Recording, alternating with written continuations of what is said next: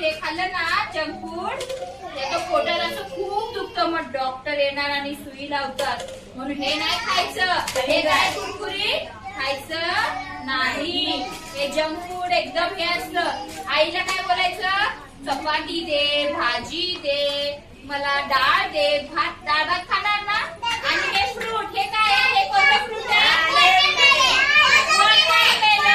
बरोबर. आता गरमी पण चालू